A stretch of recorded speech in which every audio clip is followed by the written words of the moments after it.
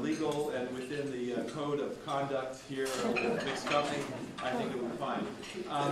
One of the things that I want to say, John, you noticed that I said you can't really tell whether you're a chemist or a chemical engineer, but you certainly are an innovator and really an innovator. And somebody came up to me today and they said, what's all of this business about chemists and chemical engineers? Aren't they all the same? And the fact of the matter is, to do innovation, you need the problem-solving capability of an engineer and the creative solution from a chemist. And I want to share with you, John, a story about a chemical engineer and a chemist to demonstrate to you exactly what the differences are. It seems that there was a very famous elderly priest, I won't mention his name, who was also a chemical engineer at Notre Dame University. And he was visited by a young chemist priest from Holy Cross who was doing research in chemistry. And at dinner, John, what happened was they were having this marvelous dinner, but the young chemist priest from Holy Cross couldn't help noticing that there was a very lovely, voluptuous, shapely housekeeper that the elderly priest had.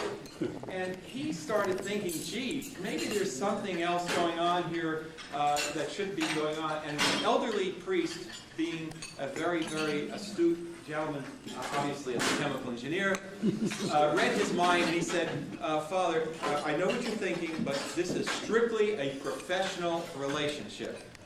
So fine. About 2 weeks go by, and the housekeeper comes to the elderly priest and she says, Father, you know that expensive silver ladle that we have for soup? It's missing. And it was missing the same day that the young father from Holy Cross came here for dinner. And do you think he might have taken it? And the elderly priest, the chemical engineer, said, no, I really doubt that, but I'll write him a note.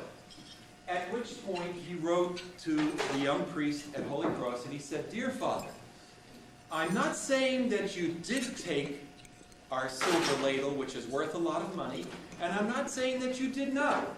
However, on the day that you left, the ladle disappeared. And about a week came by, and a letter came back from the young chemist, priest at Holy Cross.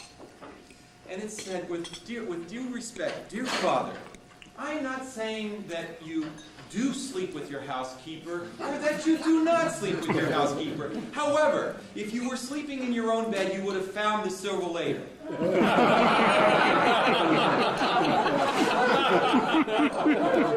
That is the creativity of a chemist and the problem solving of a chemist. Anyway, I just wanted to kill some time so that some of you who want to think about saying something about John can do that. I have to tell you that John Sinfelt, as I mentioned, had a very significant impact on my life. And I want to share with you just one story, and then any of you else who would like to do that. I was working for John for 3 years, and he called me in his office one day, and he said, and this is a serious story, this is not a joke, and he said, Jim, you know, you're a very good scientist, you're doing some very good work here at Exxon, but you have to recognize that you have also some administrative capabilities, and maybe someday somebody's going to ask you to be a manager. And I really never thought about that. I was kind of interested in science for science sake. We were doing some wonderful things. I hadn't really thought about it. But I have to tell you, what that did is it got me thinking for the next year or so about what would it be like to manage people. And what would it be like, especially to manage scientists, because I was working side by side with people like Nick Vicker and Hal Van Ice and others. And I tell you, I couldn't imagine managing these guys. Let alone this crazy guy from England, Terry Baker. I thought they were coming through Catalytic. I went through Exxon and left a week later. Sorry about that, Terry. But in any case, it really changed my life. I honestly think that I would not have thought about it. And a year or so later, I think what John was trying to do was set me up. he didn't like the administrative work of dealing with the Catalyst Group and these McVickers and Perry Bakers. And a year later, he calls me in his office, or no, his boss, Al Schriesheim, and says, would you like to be the head of the Catalyst Group? And I said, well, I thought about it, I think I would. And he said, well, do you or don't you? I said, yeah, I think I'd like to do that. So I did that. But John, I think one of the things it did do for me especially is it gave me a lot of business training on how to deal with creative individuals, which is really a very challenging thing, and keep them productive. And that went a long way in forming Catalytica, which I must say has been obviously a success, and I'm very, very proud of that, as is Michelle and Ricardo, the three founders. But I want to thank you for what you did and for the inspiration you gave me. You probably don't realize how significant it was. And I for one, am very, very personally grateful for the guidance. And you were the single person, when I came into Catalytic, to Exxon, to your office, and said, John, I'm going to leave. And I told you what I was going to do. You said, give him hell, go out and do it.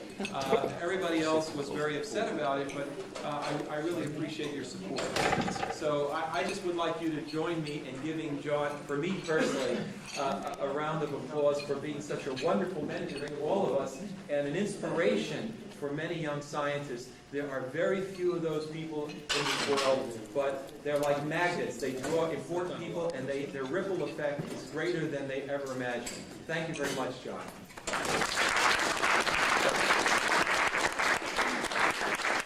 floor is open. Anybody else who wants to say something, it's free.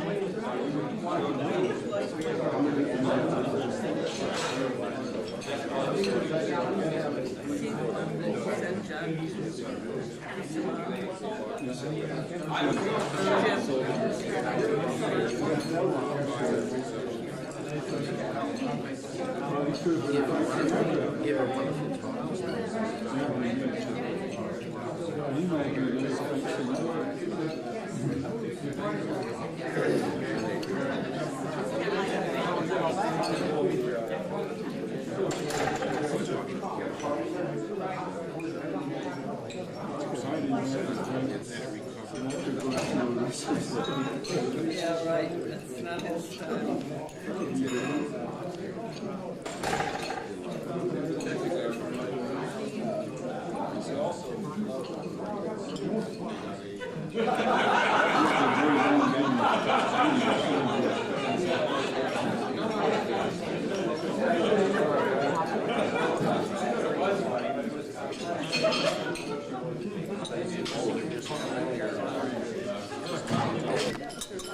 I'd like to make a few remarks. It's really nice to be in the company of so many friends. It's a tremendous day. I've enjoyed the experience all day today at the meeting. And I particularly want to thank the people who organized this, Bert Davis and Gary McVicker and Jim Cusimano. I want to thank the Exxon organization and Jim Cusimano and Catalytica for really this fine dinner that we're having this evening. As I said, it really means a lot to me to have people who are so friendly. I think I can't take credit for too many things, but one thing I think I've been pretty wise about picking the people that I've been associated with over the years in catalysis. I think I've had a tremendous number of associates that I value very highly, not just for their scientific competence, but for their genuine friendship and their genuine interest in the people around them. And I think the group here tonight is an excellent example of that. Thank you very much for everything. I really appreciate it.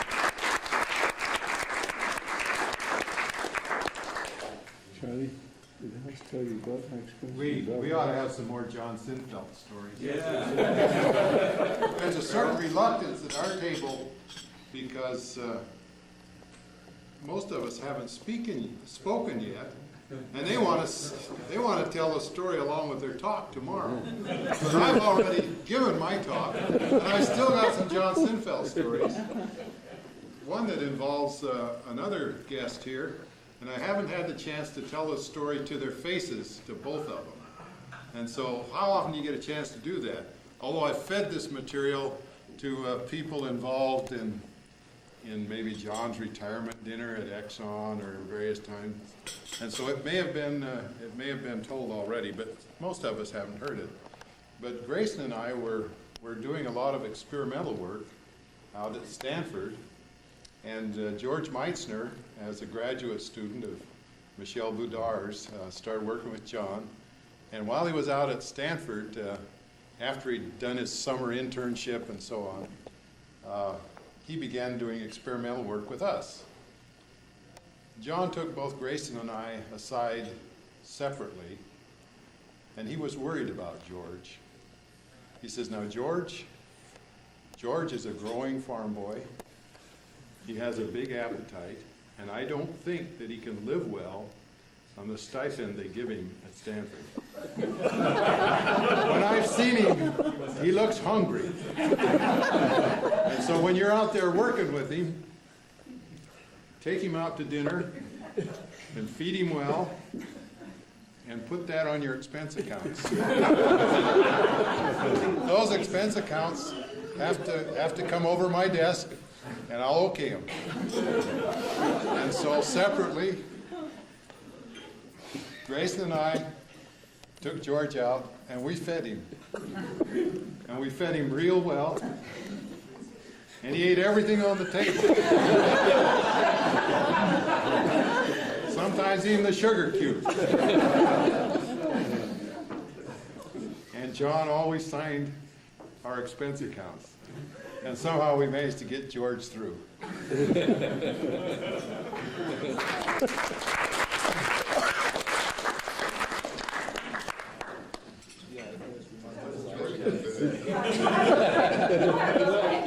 Actually, it was. Stand up, George. George, you're so skinny for a guy that ate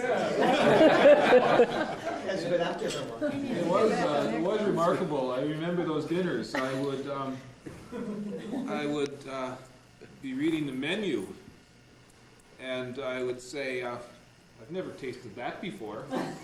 And Grayson or Cheryl would say, "Well, order it." and then we'd have it too.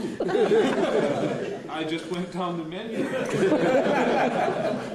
And they just kept on saying, "Well, order it."